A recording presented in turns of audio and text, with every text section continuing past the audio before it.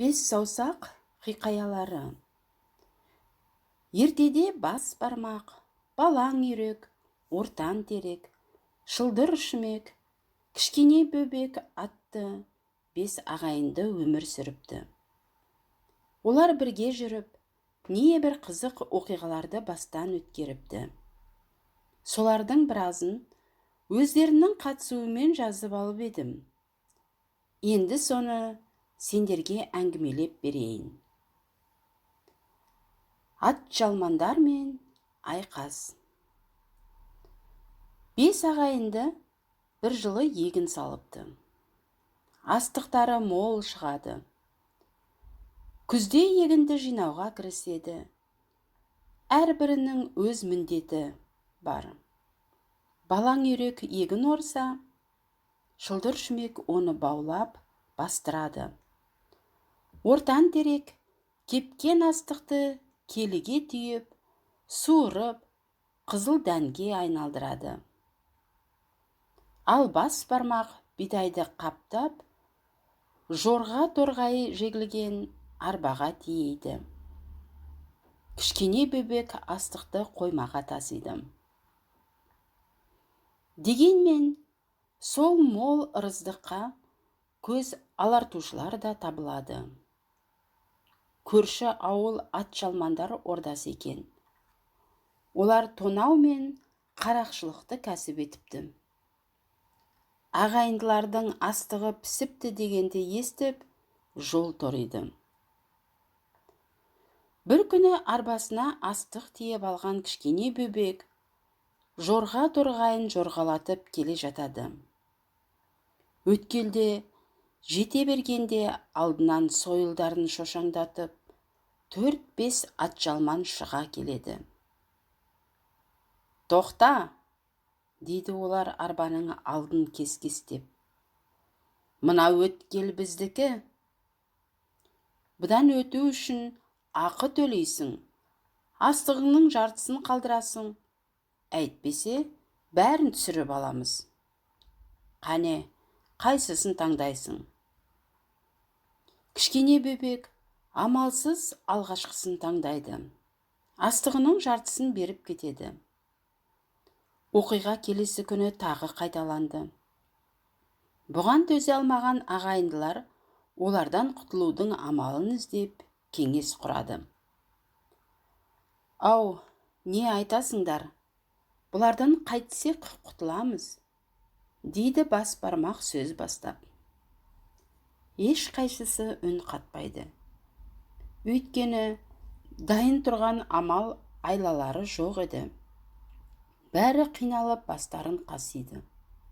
Бір кезде балаң үйрек пен шылдыр шүмек осындай тығырыққа тірелгенде істейтін әдеттерін қайталап, жерден шөп, сабан алып, тістерін шұқылауға кіріседі. Кішкентай бөбекте солардан көргенін істеп, бүйірде өсіп тұрған сары гүлді жұлып алып, аузына қарай апарады. Мұны көріп қалған бас бармақ: «Андағына аузыңа салма, ол у ғой», дейді. «У? У күшті ме?» дейді кішкентай бөбек таңырқап. «Күштілігі сондай, улансаң, басың айналып, құсып, бойыңнан әл қуат кетіп, бірнеше күнге дейін есіңді жия алмай қаласың. Бұл өзі бір таныш шөп қой», деді шылдыр шүмекте оған үңіліп. «Рас, естеріңде ме? Мен қолымдағы сүйелді осы шөппен емдеп едім ғой». «Я, есімде. Бұл шөппен тері ауруларын, іш ауруларының кейбір түрлерін емдеуге болады», дейді балаң үйрек. Бас бармақ кенет астынан су шыққандай атып тұрды. «Бауырлар, мен таптым», дейді ол көздері жайнап. «Нені таптың?» дейді қалғандары. «Жүріңдер, қазір көрсетем», дейді бас бармақ дереу ағашқа сеуілі тұрған ораққа жармасып. Күн екіндіге ауғанда ағайындылар арбаларына астық тиеп алып, күре жолда келе жатады. Олар көпірге тақай бергенде, жар тасасынан бір топ атшалман атып шығады. Ағайындылар арбаларын кілт кейін бұрады. Атшалмандар тұра ұмтылады. Ағайындылар зыта жөнеледі. Бір кезде екі қап бидай жерге құлап түседі. Сөйтіп атшалмандар екі қап астық олжалап, қарық болып қала береді. Келесі күні ағайындылар тағы да жолға шығады. Бір қызығы, көпір аузында оларды ешкім тосып тұрмайды. Ағайындылар кішкене бөбекті барлауға жіберді. Бір сәттен кейін екі езуі екі құлағында кішкене бөбек қайтып келеді. «Я, не болды?» дейді бауырлары қаумалап. «Шаруа бітіпті», деді кішкене бөбек мәз болып. «Сүйел шөптің сүтіне шылаған тәнімізде бәрі жеген сияқты, түгел сұлап жатыр. Әрине, тер төкпей тегін келген олжа оңдыра ма? Олар енді 4-5 күнсіз өздеріне келе алмайды», деді басбармақ. «Осы аралықта біз шаруамызды бітіріп алайық. Ал бауырлар, онда іске сәт». «Кеттік», дейді қалғандары оның соңынан ілесіп. Бұл өзі атшалман мен құтылудың жақсамалы болды. «Рахмет саған, басбармақ», дейді ең соңдарында келе жатқан кішкене бөбек басбармағын көрсетіп. Қалпақ оқиғасы. 5 ағайынды бірде жолаушылап келе жатып, бұтада ілулі тұрған қалпақты көреді. «Әдемі қалпақ екен», дейді кішкене бөбек қызығып. «Ою өрнектері де сондай тамаша», деп тамсанады шылдыр шүмек. «Мұны кім киеді?» деп аңтарылады ортан терек. «Мен бәрінен үлкенмін, жол менікі», дейді басбармақ. Ол жасы үлкен болғанымен, бойының аласалығына намыстанып жүретін. Ал мына шошақ қалпақты киіп алса, сол кемістігін білдірмей жіберер еді. Қырсық болғанда балаң үйректің.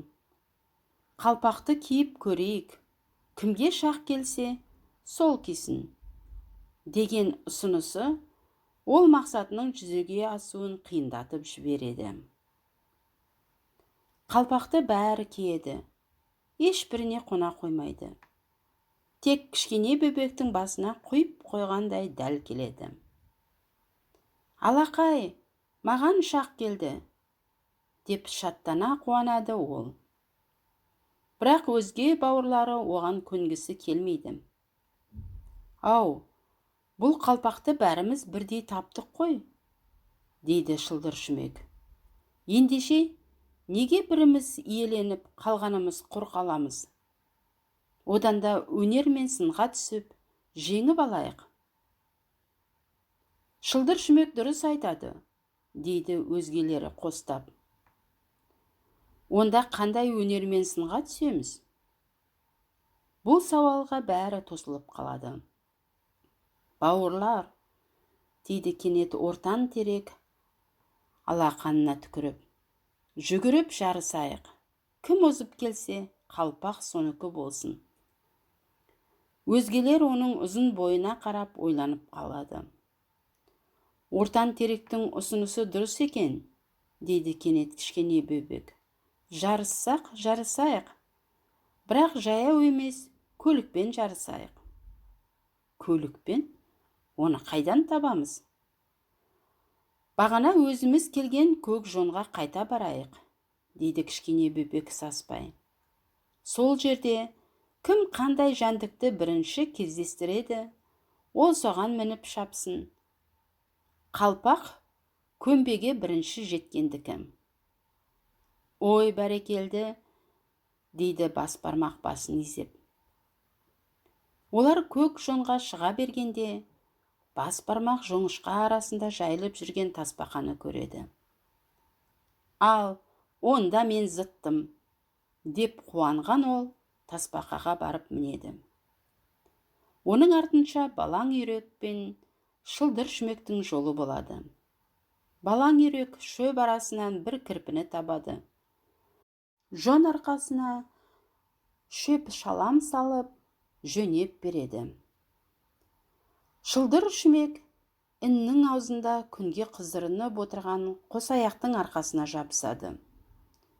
Ортан теректе көп қиналмады. Жау жапырақ арасынан шыға келген сары жыланның жонына қонжияды. Ал кішкене бөбек жұрттың соңында қалдым деп те саса қоймайды.